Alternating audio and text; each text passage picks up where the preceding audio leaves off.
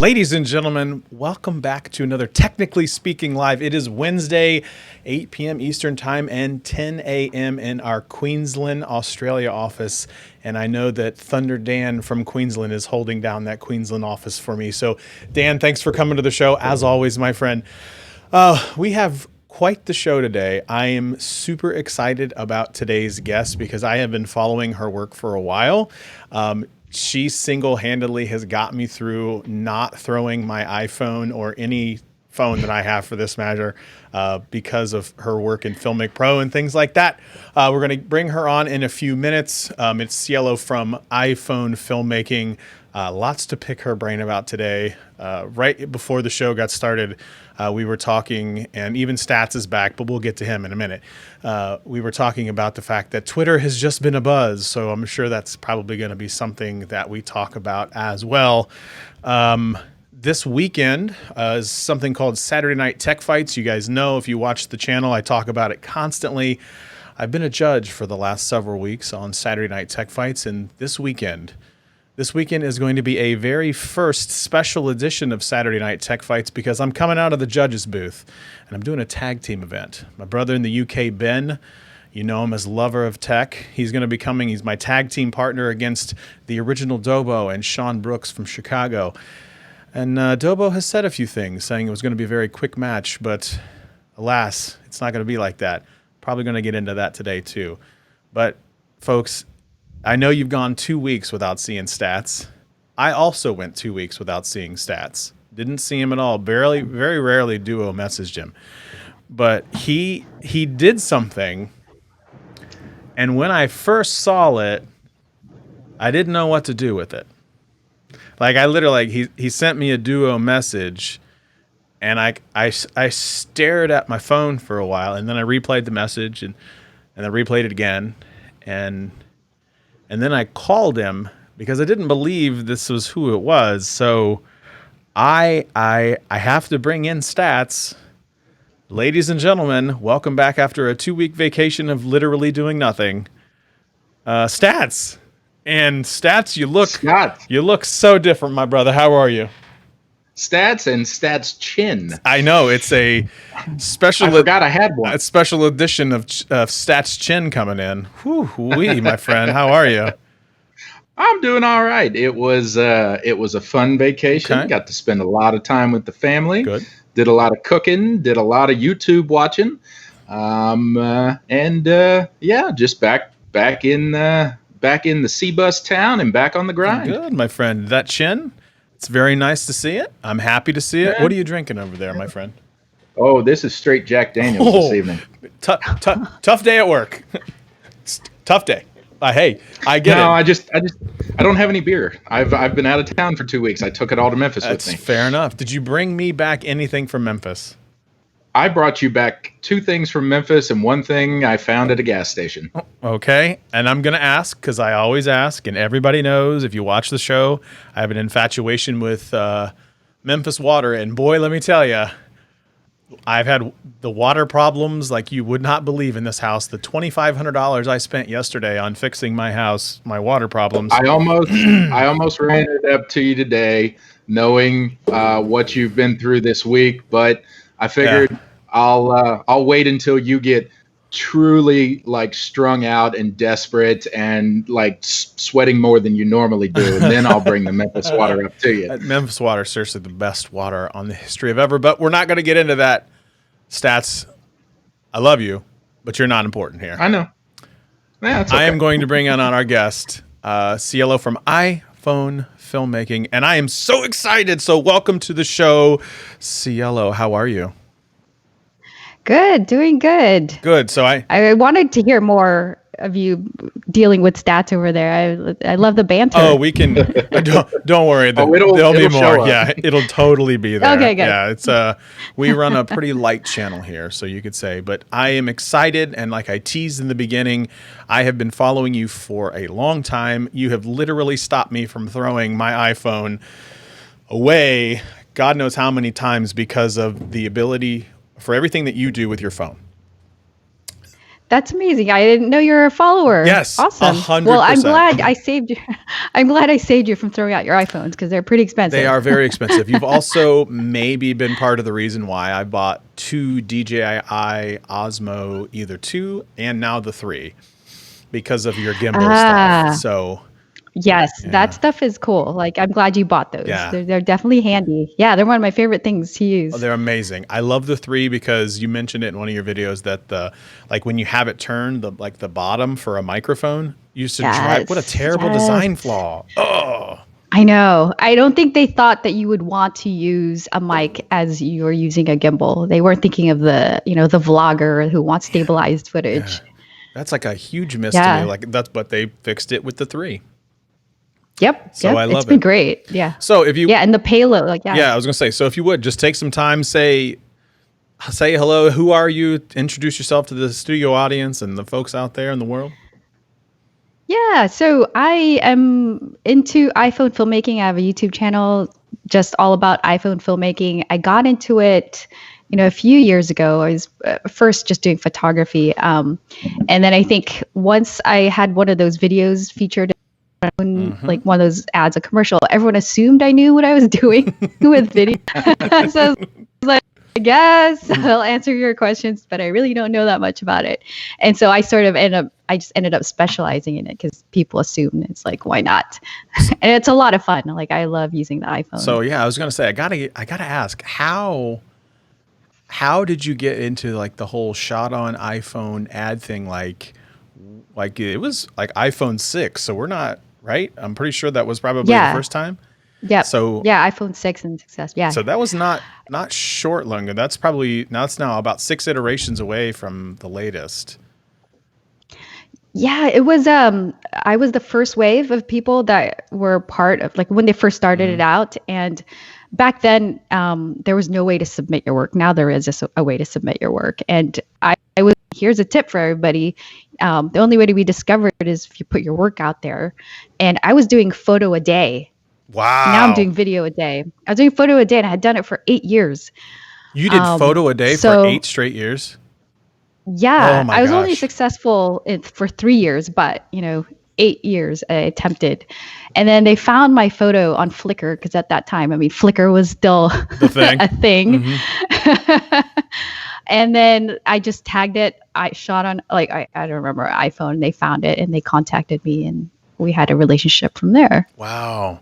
So have you had a chance to kind of maintain that relationship with Apple?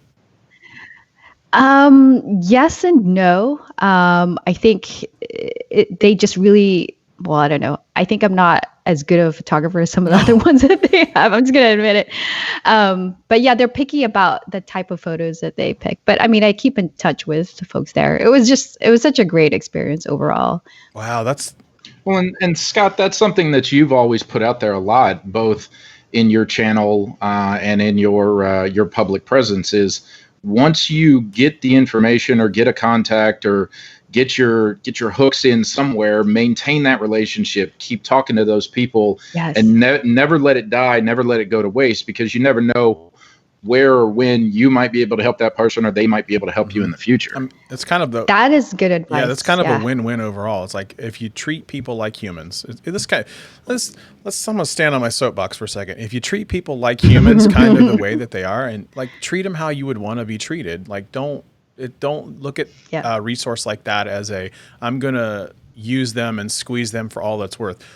Make it a mutually beneficial relationship. Like, how can you help the other person as well? Right. Like, especially in this situation, you're showcasing their software, their hardware, their software. You're showcasing something for them in the moment that they're looking for. Like, there was no Apple employee with you when you shot the shot that you did. That was you. That was genuinely you. That's right. That's kind of like that real, recognized real type situation. And I like that about what Apple does. I think Google does a great job of it too. Now all my Googles are listening to me. Of course. Are they? 2 speakers and a phone. Yeah, they all listen to me. So yeah, I had that problem yesterday. I was going to say, how many, so iPhone 6, but you said you had been doing it for 8 years. So how long have you been filming on iPhones? Well, not that long, not filming on iPhones. Probably when the 6S came out. I think that's when they had 4K Yep. on it, right? It was 6S. And then I was like, oh, this is interesting. And then I just kind of played around with that. And then they had there were cool new lenses that were coming out with it. At that time, it was still Allo Clip with the big lens.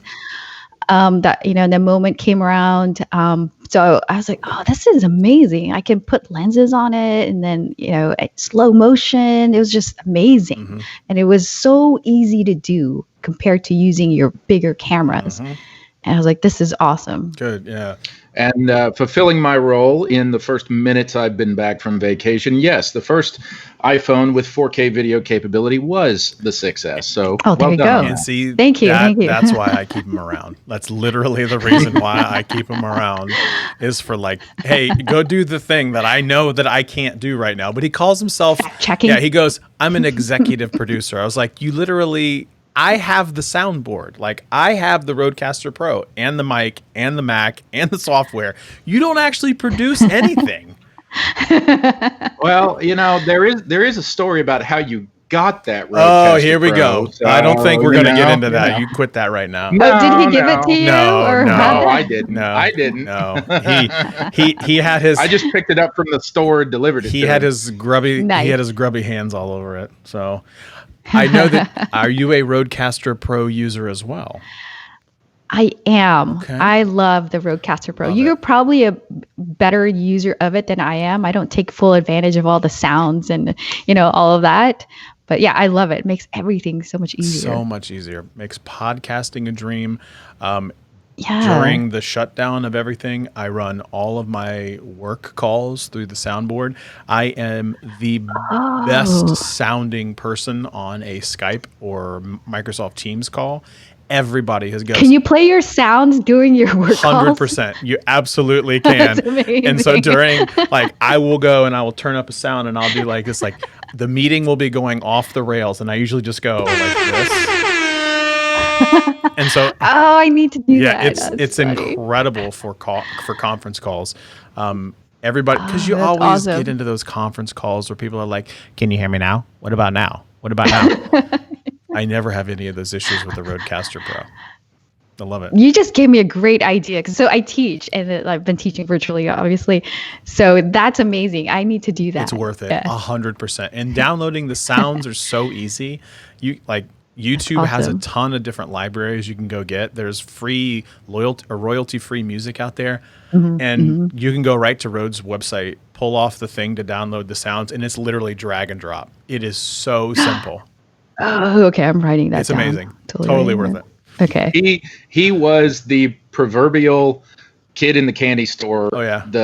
Maybe not the first night he got it, but the Is second it pressing everything? Oh yeah. the second night he started plugging stuff in and unplugging it, and then playing with all the different sounds and moving stuff around and all the different levels. And I can plug this in And here, then- and I can put this in over here. And then I had my daughter.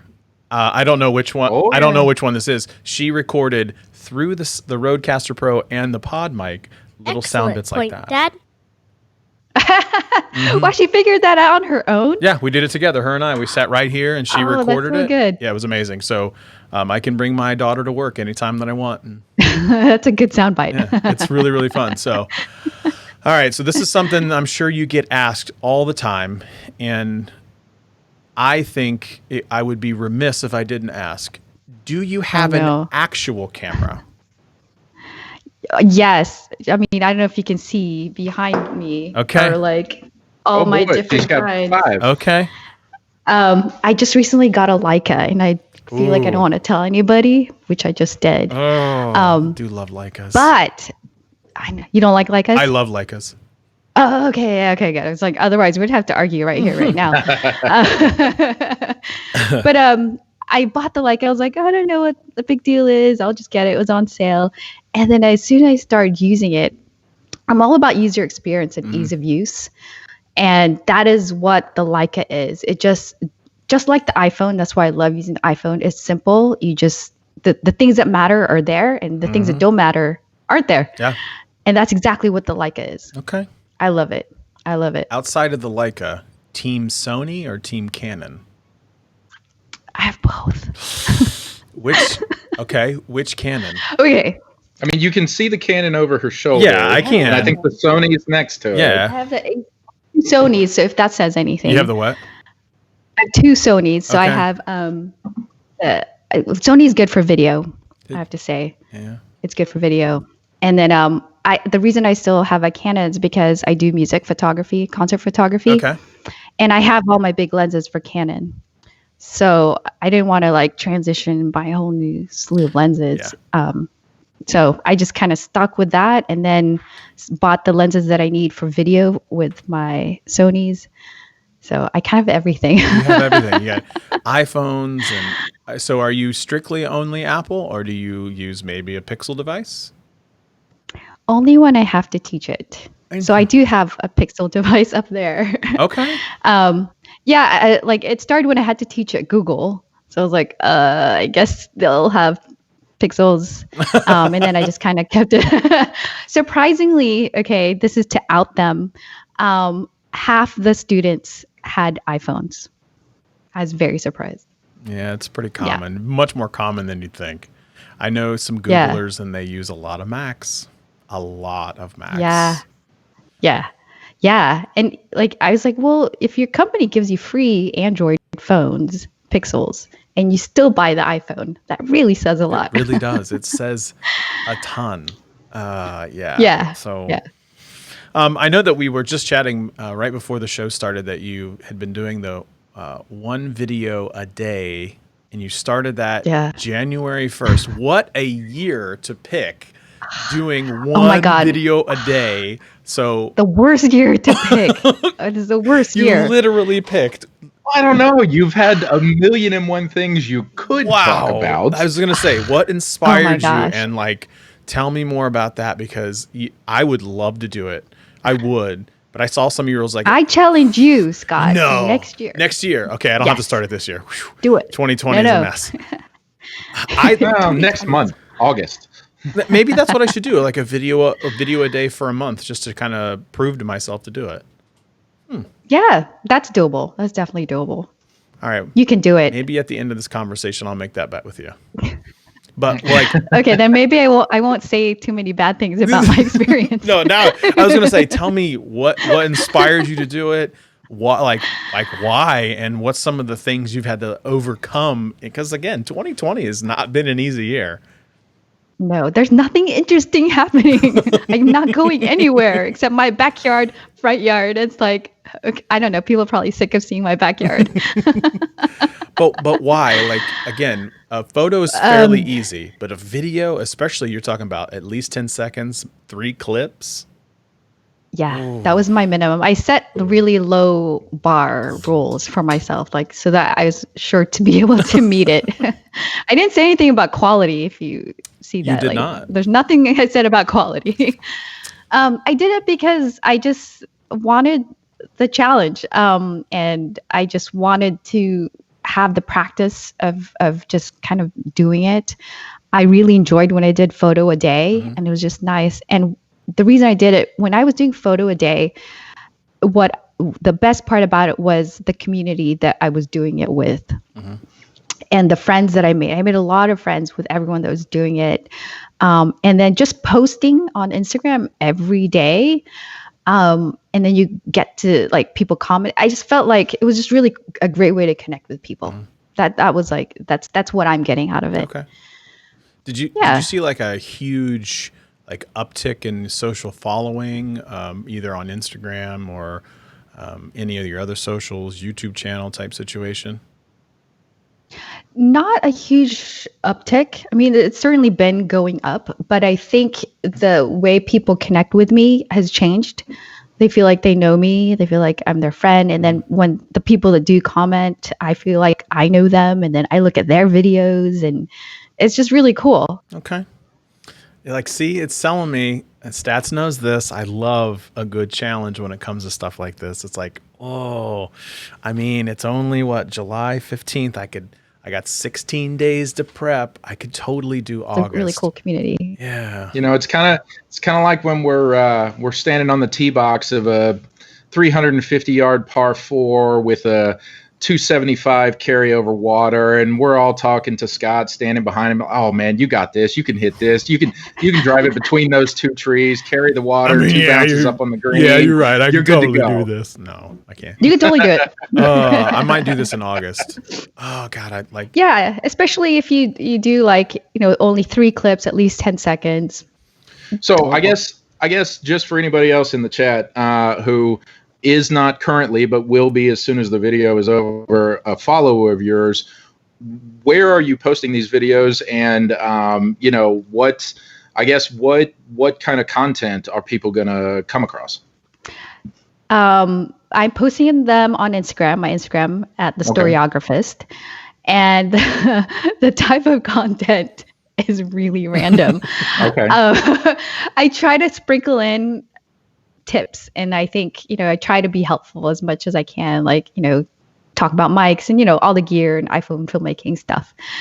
But there are days when I just don't have time to like come up with something, and I just kind of film my day. Or Right. like yesterday's was, I thought I lost a package. Oh, I did watch that. Yeah. Yeah. So it's just pretty much anything, but I do sprinkle in tips on iPhone filmmaking. Did you? And as far as your sorry, Scott, Okay. as far as your posting, do you put it in your direct feed, or do you challenge yourself to only do it in your stories, or both? I don't do it in my stories. It's just it's in my feed. Yeah. So it lives forever. Oh, okay. All right.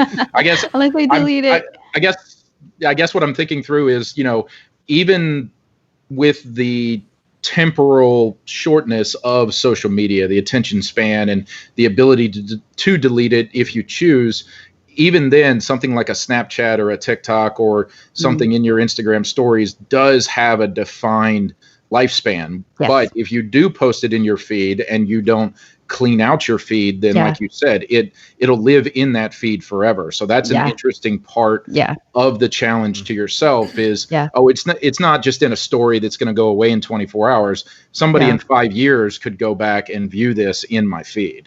Yeah, for sure. Okay. And there were many times where I wanted to delete when I posted, just because I was like, oh my God, the quality just not cool. But I part of the exercise is to just not judge myself too much, and just to be comfortable with putting something out there, just to put something out there. And I apologize for those people that are followers that are like, what the heck is this? I think this says a lot, though. Is like one of the things that I really struggled with, like, again, as a content creator on YouTube is like, I felt like I constantly had to have B-roll, tons of B-roll, me talking and then all the stuff in front of me to keep the attention span of those people.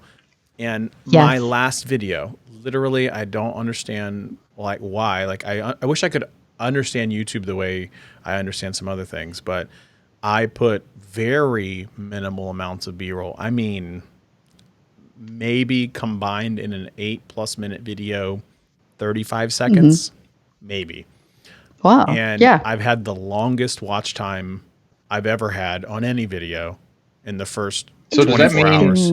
that you're talking for 7.5 minutes of that? Well, 8 minute video? I do some very creative, like moving, because I have a 4K camera, so I can like crop in, like I can grab people's attention. But it's one of those things like, wow, everything that I thought that I knew, and like I wouldn't have put the product out because it was just me talking to the camera. Right. People, you could have put it up. Right. Yeah. And people really liked it, like to the tune of double my watch time normally. Like, that's so interesting. So weird. And I could not figure. Yeah. And it's been consistent. I just don't get it. I'm going to take it, but I don't understand it. Yeah. Wow. Yeah. Isn't that funny? Yeah. We assume like, I feel like I have a different attitude towards YouTube, or I do judge myself more harshly on there. Yeah, I'm really critical. I just feel like because it's just higher production, like on YouTube. It's like, and then I think you're really good about posting. Like I'm sporadic because I feel too much pressure. Like, oh, it has to be good. It has to be high production. See, that's been my thing. So like, there's a guy that I follow. His name is Adam. He goes by Tech Odyssey. Wonderful guy. Just and he's had like this great big meteoric rise on YouTube, and like his production quality, like his camera looks great, but most of the time it is It's just him talking to the camera. And I think what he does, and actually this is kind of a tie back to something that I know that you've taught, is it's his ability to grab me with the story. And so like I feel compelled, like Yes.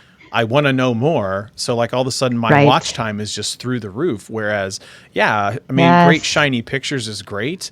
But sometimes like I want that story. So give me the substance, Yep. and Yeah. like I don't care about the sauce of the B-roll.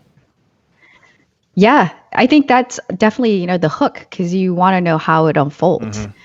I feel like in a lot, like Keith Neistat, I know some people like and some people don't. I do enjoy his videos because he does some pretty good storytelling in a lot of his videos, where you're waiting for the outcome. And I feel like that's what kind of the secret sauce is there's an outcome that everyone's waiting to see. Like there's a lot of before and afters. Like I watched this, I think it's Thomas Heaton. He's a photographer, YouTuber. He films, and it's a 20-minute video, and I'm just watching him trek through the woods, setting up his camera, and he talks about, but I want to see what the photo looks like at the very end. And he's like telling the story of how he's getting this photo. I mean, I think it's what it is. It's like you want to know how the story ends. Yeah, it's so that reminds me a lot of the Peter McKinnon, the Lake Moraine shot. He did this great Yeah. video where he talked about Bucket list. Yeah, the bucket Right. list shot. That's the one. Yeah.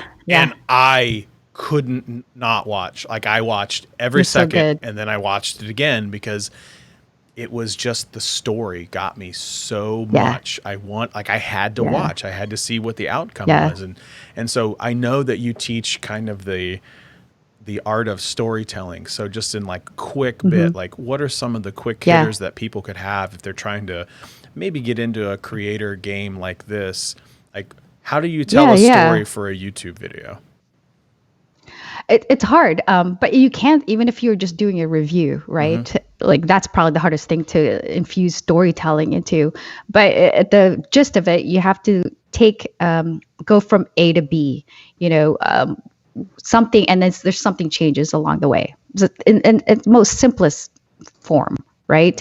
And then the whole time you're talking about the journey of how you got from A to B, and something needs to have changed in B. So what I tell some of my students is, let's say you're doing a review of a gimbal, right? Rather than just, here's the specs, here's the payload, and blah, blah, blah, here's what you can do with it.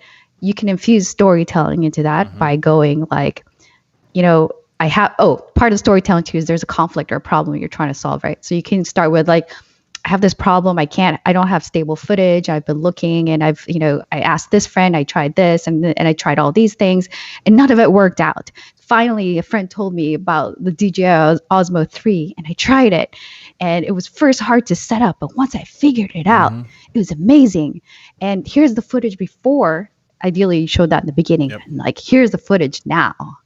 So if you kind of set it up that way, it's way more interesting than like, here's the specs, here's the color, here's just slow motion panning over the thing. Yeah. It's that cookie cutter's like, yeah, I could give you this.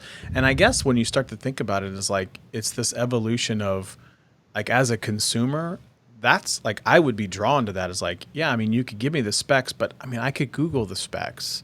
Exactly. I can figure out a payload. Like I don't need a video to tell me that. But like when you're saying like, I'm trying to chase my kid around the yard, and all of a sudden my photos look like this, or my video looks like this, but how much easier would it be? It's like, I now can, chase the kiddos around the yard, and I don't have to worry about wiggly, crazy footage. Like, okay, now I'm drawn to that. Like I like the idea of that. So okay. It's hard to do though. I have to say, because it is a lot easier to just kind of talk about the specs. So it's hard. Yeah, it's hard. It's a balance. The payoff is greater. It is a balance. Yeah. Well, but I think that's what makes for really interesting content. Going back to what you two were talking about a couple of minutes ago about finding something that can engage the audience, can go online, them off a teleprompter, read them off a paper, recite them from memory, however they want to do it. But it takes someone who is engaged and knowledgeable about the product beyond the specs to get somebody else interested in it enough to spend money on something that could potentially without actually having it in their hands. And Yep. I think for me personally, as a consumer of goods and products, that is the type of storytelling or advertising that I enjoy the most. I can go look up what the 0 to 60 time is on a Corvette, but if I see a YouTube video, somebody doing 180 miles down an aircraft runway in a Corvette, that's going to pull more than somebody reading off the technical specs of the engine. So, yeah, 100%. And I full disclosure, I watch some of the if you were to see the algorithm on my YouTube content, like I go from like tech to like watching people make swords to like watching rap battles. Like it's all over the place. But again, like I'm so drawn into the art of the storytelling. Like again, I've actually been watching a lot of performance art storytelling YouTube channels while I was on. So yeah, really entertaining. And I'm gonna just go selfish plug out on the Storyographist. Is it Story? I cannot say it. Yes, you got it. Storyographist.com. Your website. Did you download my? I did. So you can go out. So for the folks out there, and I'll have all the links in the description below. Is you can go out there. She has a free copy of basically how to craft telling the story. I love it, and I'm going to selfishly use it when I'm creating PowerPoint presentations. I think it's that's a good one to apply to. Yes, unbelievable guide out there. So it comes in way more handy than you can possibly think of. So yeah, I've already printed it setting over there, but oh nice. Yeah, I'm glad it was helpful. It was awesome. I love it. So yeah, I absolutely. What are you, a boomer? You actually printed something? Okay, so I don't have an iPad to write it down with my Apple Pencil. Well, there's 6 or 7 of them floating around your house. Yeah, my kids are not going to let me have that. That is not gonna. They're not gonna let me have that. Those are Roblox machines only. Roblox. Yeah, they are those machines only in that house. So yeah, it's a lot of fun. There you go. So I mean, from that perspective, that was really all I had from I wanted to kind of pick your brain. I'm so excited that you've decided to be on the show. Thank you so much. Thank you for having me. It's been fun chatting with you. I'm glad we hooked up, or not hooked up, but got together on Twitter. Yeah, no, that's great. Like I am, cool. I always say this to everybody: you are more than welcome to come back anytime. I might bring you back on in the future if you're game for it. I love the idea of a video a day. I'm really leaning, I'm 52% leaning to yes in August. I think everyone should pressure you right now and say you should do it. Okay. You heard it here first. Well, everybody knows where the chat is. Light them up, boys and girls. Everybody knows where the chat is. They know where it is. Like I said, you are more than welcome to stick around if you'd like. I totally understand. You are busy. I know that you mentioned you've been editing pretty much all day. Yes, I've been heads out. I'll let you guys talk about that Twitter stuff. I'll go catch up on the news and see what happened there. There you go. Perfect. So all of your socials, please take the time, plug your socials. The floor is yours. If you have something special working on right now, just tell everybody about it. Yeah, so I'm on YouTube as iPhone Filmmaking. If you're into iPhone filmmaking, definitely give it a go. I do all kinds of tips, and Instagram at the Storyographist. You can find my lame video a day there. I haven't missed a day yet, so that's been awesome. It's incredible. Yeah, I love it. Well, let's hope I don't miss a day. I don't think you will. And now if I start doing it in August, I'll have to start. I'll tag you in the first couple. Be like, oh, look at this! I'm so excited. And by day 17, I'm gonna be like, this is my grass. This is my car. Scott, you've got the tech king himself calling you out in the chat. Oh my! Oh, the tech king himself has decided to show up and say it. All right, so I'm now 75% video a day in August. 31 days from me. Awesome. Huh. All right, I may have to. Well, I'm gonna look out. I was gonna say I may ping you on the side to kind of give tips and tricks. Absolutely, Awesome. I'm here. All right, thanks for having me. Thank you so much. Have a great day. Great to meet you. All right, Stats, my friend. Yes, sir. Mr. Tech King himself. I know he is in the chat. I don't know if he is available. Mike, if you are available, let me know. I know that you are doing the tag team event this Saturday. Why can't I talk? This weekend. Also that. So let's talk about that for a second. And I don't think that Sean or Dobo is here. They don't watch my show, and that's fine. They don't need to watch my show. Somebody mentioned Dobo, but I don't think he's in the chat. No, Dobo is not. So they are great fighters. I'm going to tell you this much. I got a chance to watch Dobo and Sean battle. Accountability partners. Dobo and Sean Brooks, talented videographer from Chicago, absolutely talented videographer, wonderful photographer as well. Knows his stuff, knows his chops. Man knows exactly what's going on. Dobo, the man knows everything and anything it comes to cameras and drones. Between those two and Ben, my partner, they all three know more about cameras than I could possibly even think to forget. They know that much. But here's the thing. I have been a judge. I know what this is like. I know what the judges look for. I know how to debate.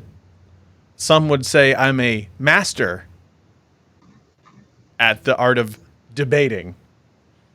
Don't go there. Don't go there, Stats. No, don't wasn't do it. going to. Don't do it. I'm thinking it. I know you're thinking it.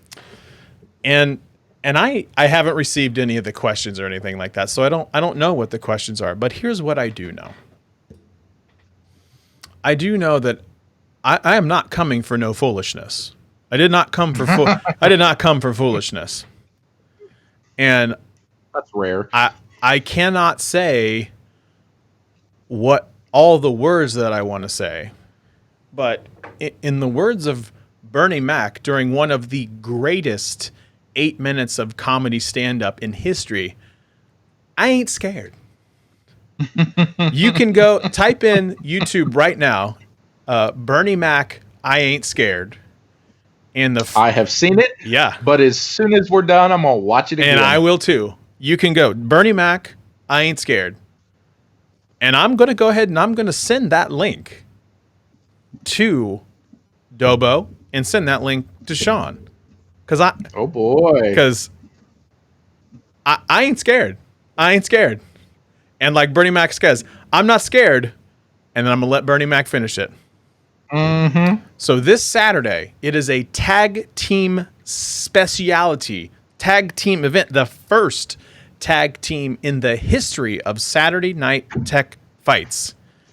We're in season 2, correct? This will be the second event of season 2? Second event of season 2. And I have heard, my God, I mean, everybody loves Saturday Night Tech Fights, Mike, straight up. Unbelievable. How many 55-gallon bags of popcorn are going to be given away this week? I don't actually know the answer to that. I don't know how many. I don't know what. I don't think there's a prize, which is fine with me. I don't look. I love the popcorn. Don't get me wrong. Like, I don't come for any foolishness, and I cannot have that. And I have been called out by a good friend of mine who's actually probably doing a live show as we speak on his channel on Tech Odyssey. His name's Adam. Adam has decided that he wants all the smoke. He wants to take a run at the preacher. Well, no, yeah. I'm gonna tell you this right now. I don't come for that foolishness either. If he wants all the smoke, he can have the smoke. But I'm gonna tell you right now, you don't want the smoke. Like I was really tired last Saturday, so I was kind of tuning in and out while I was relaxing on the couch. But this Saturday, with the tag team format, with you participating as opposed to making peanut gallery comments, I am absolutely appointment viewing, tuning in to the tech fights this weekend. So I can tell you this much right now is I would love to shatter the record. Well, hang on. I don't mean to shatter the competition. That's a foregone conclusion. Like, I would love to shatter the attendance in the chat. The attendance in the chat. I have seen it. What did it get up to last week for the Royal Rumble? I saw 155. I think that's what it. Wow, Yeah, 155 is what awesome. I saw. So I would love to see 300. 300 in the chat. There is a teaser question in the chat. Teaser from the King. question from the King. Teaser, adding it to the broadcast now for the folks to see. Considering the price of 8K TVs and monitors, is an 8K recording capable camera necessary? Ooh, That's a great question. I'm not going to. that is a great question. I'm not going to answer it because. Oh, hang on. I don't know why it just. Yeah, Google just I'd have to decided be- to search narcolepsy. well, maybe it knows something that you don't. I would have to. I'd have to spend some time looking up the prices of 8K TV monitors and cameras to formulate at least the beginnings of a response to that. Oh, no, I have a response. Yes, that is. Oh, I know you do. Yeah. I'm just saying, if I was doing it as a brand new competitor, which I would never do because I would get destroyed mercilessly. So That would but be, yeah, that would be fun to see that is you a in. great question. Battle Royale next time you join in. All right, I'll think about it. Ooh. Hey, in every battle fought in every history for all of mankind, there had to be cannon fodder. Somebody you put out front to intimidate the enemy who knows he's going to die. I'm your guy. You'd be surprised. There's been some folks that's been there's been some folks that have said that same thing and then come out and run a couple rounds. I'm just gonna say. I'm just gonna say it. So Hey, every once in a while I find a birdie on the golf course. that's right. Amen, brother. A broken clock is right twice a day. Twice a day. Considering the price of 8K TVs and monitors, I'm gonna put that back on the screen because that's a great question. Considering the price of 8K TVs and monitors, is an 8K capable camera really necessary? Stats, I would love to hear what you think about that. Just give me give me 10 seconds. Make it up.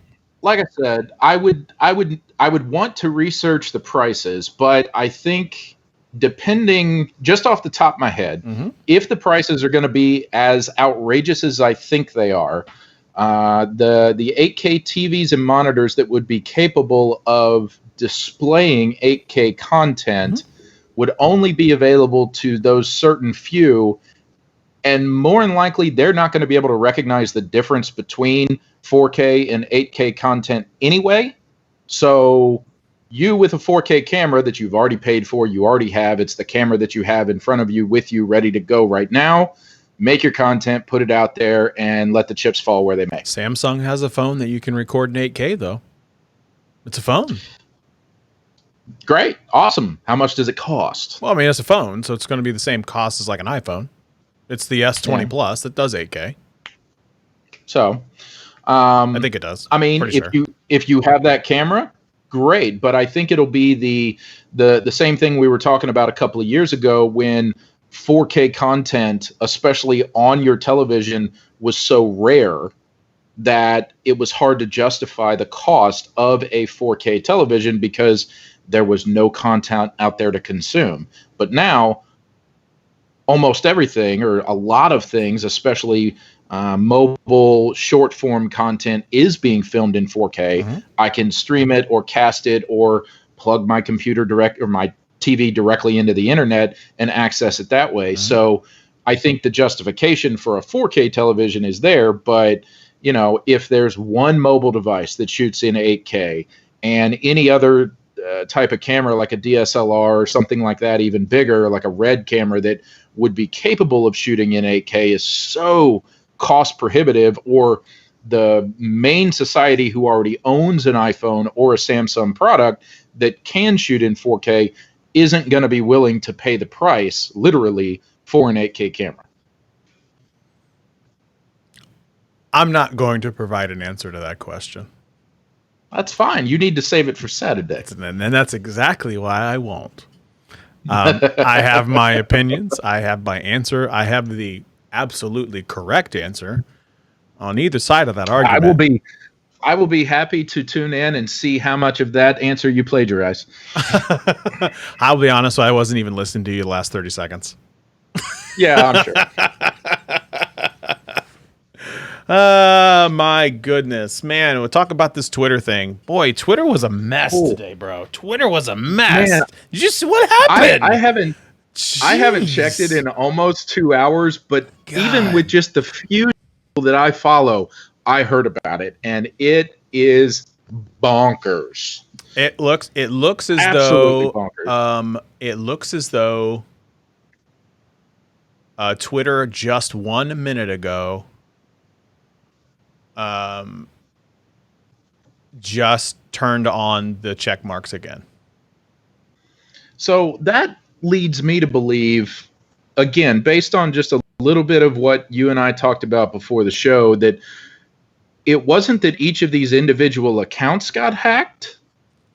It was maybe somebody coming in from the Twitter side or getting through the Twitter to be able to have access, back-end access to these verified accounts that, for some reason, some people put all their trust and faith and now money into. So let's catch up the masses exactly what happened. If something happened and you've lived under a rock for the last couple hours, it turns to find out that all the folks with blue check marks, so the verified Twitter users in the world, Of which there are a lot, millions.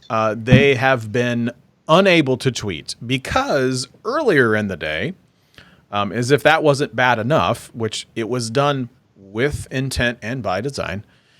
Earlier in the day, a massive number of very big YouTube accounts had been compromised. They had been hacked. And I'm talking about Elon Musk, Bill Gates, Barack Obama, like big ones, very big. Yep. Twitter accounts were compromised. During that compromise, when the hackers had control, the hackers put up a message on each of those particular tweets. So they tweeted out as on behalf of that person and said, effectively, "Hey, I'm really excited. I have this pile of money that's available." Effectively, I'm paraphrasing, of course. That doesn't really matter how they got to it. For each person that sends me $1,000 worth of Bitcoin to this address, Or any type of blockchain currency, I believe. and then gave the actual Bitcoin address to send the money, I will then double your money back and send it back to you. So that started with, I can't believe people fell for that, but not only did people fall for that, a whole bunch of people fell for that to the tune of over $8 million, which I'm sure is above 9 or 10 at this point. Well, yeah. Over $8 million. It's to your point, I just don't understand how even in someone's wildest dreams that they could think that a single message from someone that they follow on Twitter but they do not have a personal relationship with could convince you to send digital currency that is worth real money to an account that you have no relationship with. I mean, this is one of the oldest financial and monetary scams in history, and people are still falling for it. And it's looking now that the blue check marks, they they came back about I think 10 minutes ago at this point. I'm seeing some of the earliest check marks come back about 10, 12 minutes ago. But it's incredible to watch. Like, Twitter has the power to literally silence an entire group of people with a check mark behind their name. Like, they turned it off because of this, which, again, justifiably so, might I add. They had people sending money to people for free, and the hackers got the money. Like, you're not going to trace that. You cannot. You cannot trace that money.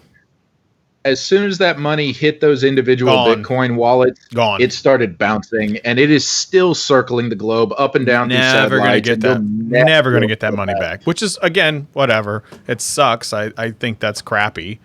I think it's really crappy that happened. But you're literally seeing Twitter have the ability to silence a massive number of people based on, oh, you're verified, stop tweeting. Click. So they made them basically redo everything. And this goes back to what I've been saying forever. You've said it for a long time. And way, way long ago, Greg said it. For the love of God, two-factor authentication. Two-factor authentication. It's not hard. It's an extra step in the process. Yes, it's just a tiny bit inconvenient. Just a tiny bit. Not even that big of a deal. Like just a little bit inconvenient. But turn on two-factor authentication for the love of God, please. How many, so leaving aside the Bitcoin and the monetary losses and things like that, how many professional Twitter account managers, a social media manager for a large corporation that manages 4 or 5 or 6 verified Twitter accounts, how many of them do you think were crying at their desks in the last 3 to 4 hours, wondering what the hell was going on? They couldn't access their accounts. They couldn't tweet. They couldn't reply. They couldn't do anything, because I'm willing to bet, as bad as they are about communicating, Twitter probably didn't tell them what was going on until very recently. It happened too fast. Like, there's no way that they could, like, Twitter could not have told everybody out like that. There's no way. Like, I'm looking at some of these tweets right now because I have a TV over here to try to figure it out. Like, how's that TV mount holding on to that wall? TV mount's great. The 720p TV that's on it makes my eyes bleed. So you need a 4K or a monitor hanging off that wall. I don't need that. Like, it works just fine. I just resize the windows all the time. That's literally all I do. It's not hard at all. But I'm seeing things like, I've never wanted to tweet so badly than I did the last hour because I couldn't tweet. But maybe that person would have never tweeted before. It's crazy to see, like, this is what it was like before Twitter. Like, what I'll be interested to see, if, because you've played around with this in the past about scheduling tweets.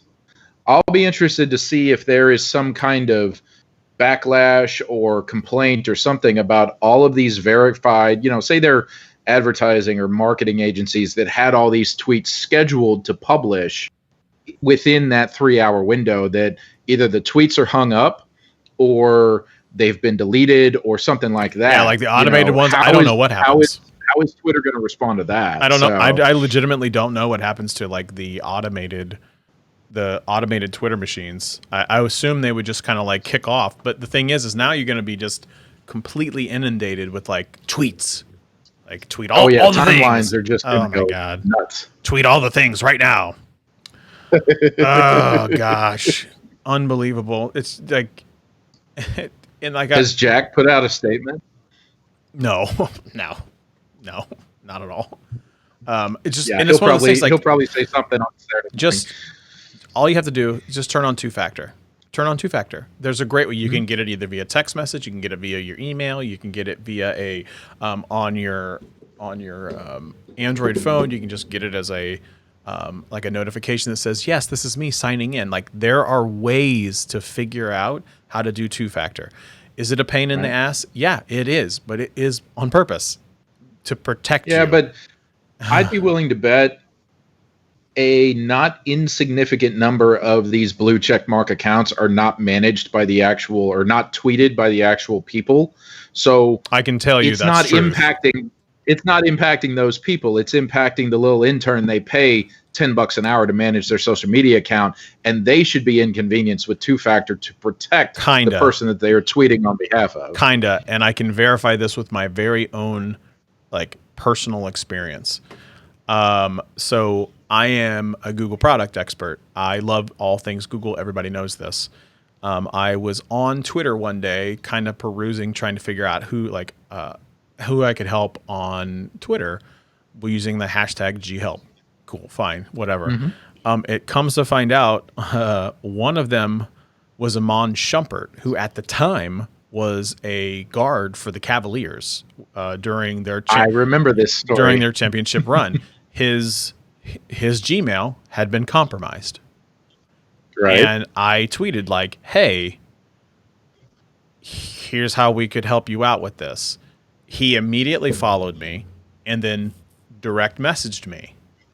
And I'm like, he was at the time, he was the highest point celebrity that I had dealt with. Hang on a minute. And so like I went through the proper channels and things like that, and his account got reinstated.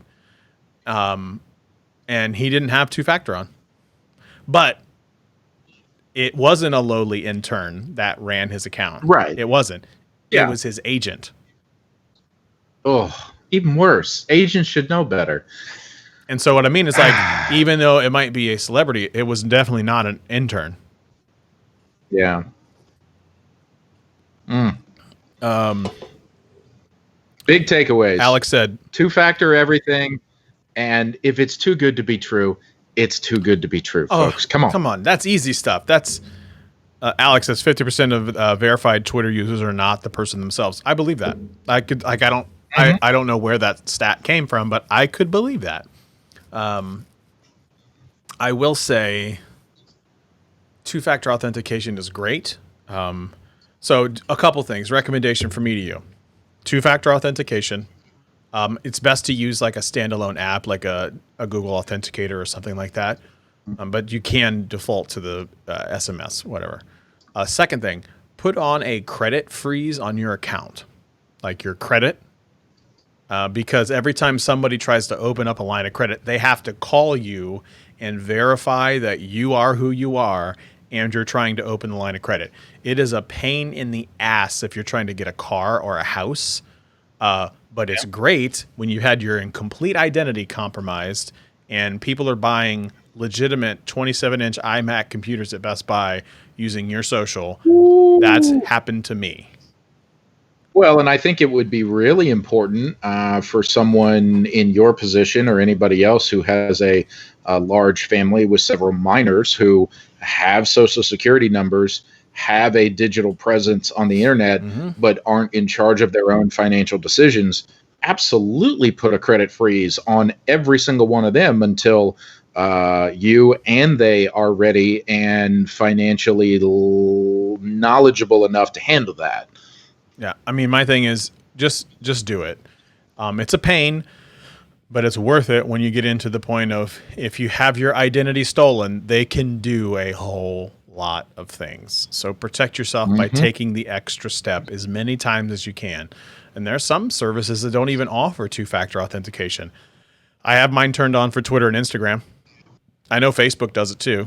I definitely know Google does it because I have like the super duper extra security for my Google account.